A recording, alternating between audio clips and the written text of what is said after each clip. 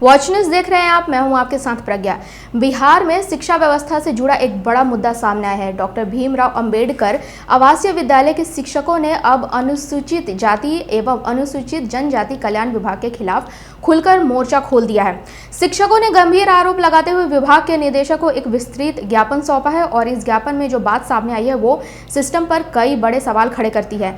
शिक्षकों का कहना है कि इन आवासीय विद्यालय में काम करने की स्थिति अब अमानवीय हो चुकी है। यहाँ की व्यवस्था किसी यातना गृह से कम नहीं रह गई है। सबसे बड़ा आरोप काम के घंटों को लेकर है। शिक्षकों के अनुसार उनसे सप्ताह में 74 घंटे से भी अधिक काम लिया जा रहा है, जो तय मानकों के बिल्कुल खिलाफ है।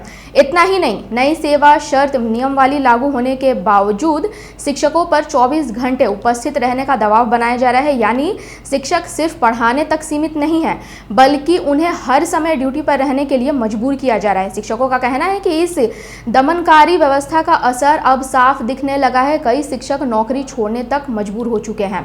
अब बात करते हैं स्कूलों की स्थिति की, जहां समस्या सिर्फ काम के घंटों तक सीमित नहीं है। शिक्षकों ने बताया कि इन आवासीय विद्यालयों में बड़े पैमाने पर पद खाली हैं। करीब 50% शैक्षणिक और 90% गैर शैक्षणिक पद रिक्त हैं। इसका सीधा असर शिक्षकों पर पड़ रहा है। उन्हें एक साथ कई जिम्मेदारियां निभानी पड़ रही हैं। शिक्षक कार्य के साथ साथ उन्हें छात्रावास अधीक्षक, लिपिक, यहाँ तक कि नर्स और अन्य कर्मियों का भी काम करना पड़ रहा है। हैरानी की बात यह है कि इतने अतिरिक्त काम कराने के बावजूद उन्हें किसी तरह का अतिरिक्त भत्ता नहीं दिया जा रहा है। अब जरा पढ़ाई के माहौल पर भी नजर डाल दें तो भीषण गर्मी के बीच टीन शेड के नीचे कक्षाएं चल रही हैं।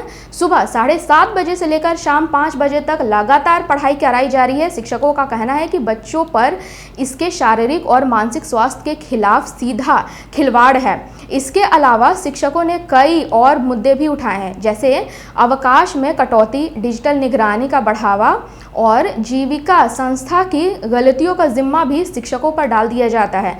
इन सभी समस्याओं को लेकर शिक्षकों में गहरा असंतोष है। शिक्षकों का साफ कहना है कि अगर उनकी मांगे पर 4 दिनों के भीतर कोई ठोस कार्रवाई नहीं हुई तो वे 27 अप्रैल से पेन डाउन हड़ताल पर चले जाएंगे। यानी आने वाले दिनों में यह मामला और बड़ा रूप ले सकता है। अब बात करते हैं उनकी प्रमुख मांगों की। शिक्षक समान वेतनमान की मांग कर रहे हैं ताकि उन्हें अन्य आवासीय विद्यालयों के बराबर वेतन मिल सके। इसके साथ ही संस्थानरण नीति में सुधार और गैर शैक्षणिक कार्यों के लिए अलग से पद सृजित करने की मांग भी उठाई जा रही है। वहीं इस पूरे मामले पर जिला कल्याण पदाधिकारी अमेंद्र कुमार का कहना है कि शिक्षकों और कर्मियों ने अपनी मांगें रखी हैं और इन पर विभागीय स्तर पर निर्णय लिया जाएगा। अब देखना होगा कि विभाग इस पर क्या फैसला लेती है और क्या शिक्षकों को राहत मिल पाती है या फिर 27 अप्रैल को हड़ताल के कारण शिक्षा व्यवस्था प्रभावित होती है। ऐसी ही खबर के लिए बने रहे वॉच न्यूज़ के साथ। धन्यवाद।